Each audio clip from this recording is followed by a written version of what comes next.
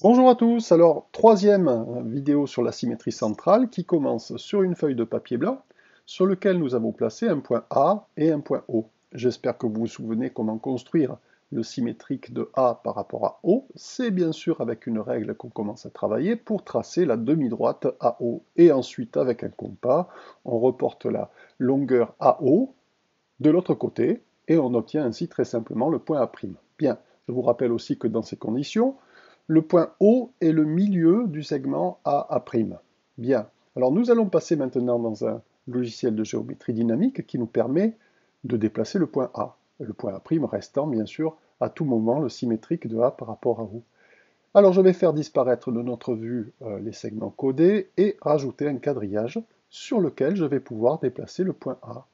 Alors vous observez que le point A ne peut se déplacer que sur des intersections de lignes horizontales et verticales. Eh bien, maintenant je vais faire disparaître de notre vue le point A' et déplacer le point A ici par exemple.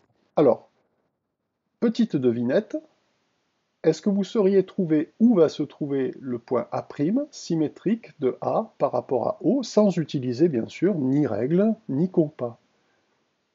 Alors pour ce faire, il suffit de compter les déplacements horizontaux, les carreaux en déplacements horizontaux et verticaux. Par exemple, je vais partir du point A et je veux rejoindre le point O. Que faut-il que je fasse? Eh bien, dans un premier temps, 4 carreaux vers la droite et ensuite 2 carreaux vers le bas. Et je rejoins le point O. Eh bien, ce mouvement de 4 carreaux vers la droite et 2 carreaux vers le bas, je le reproduis en partant de O. 4 vers la droite et 2 vers le bas, et j'obtiens ainsi très simplement le point A' symétrique de A par rapport à O.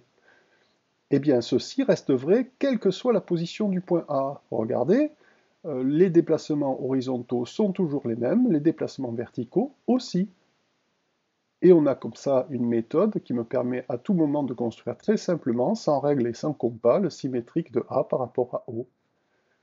Alors, pour voir si vous avez vraiment bien compris, je vais déplacer le point A ailleurs, ici par exemple, et la question reste la même, essayez de trouver où va se trouver le point A' symétrique de A par rapport à O.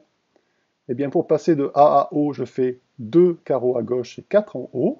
En partant de O, je fais la même chose, 2 carreaux à gauche et 4 en haut, et j'obtiens le point A'.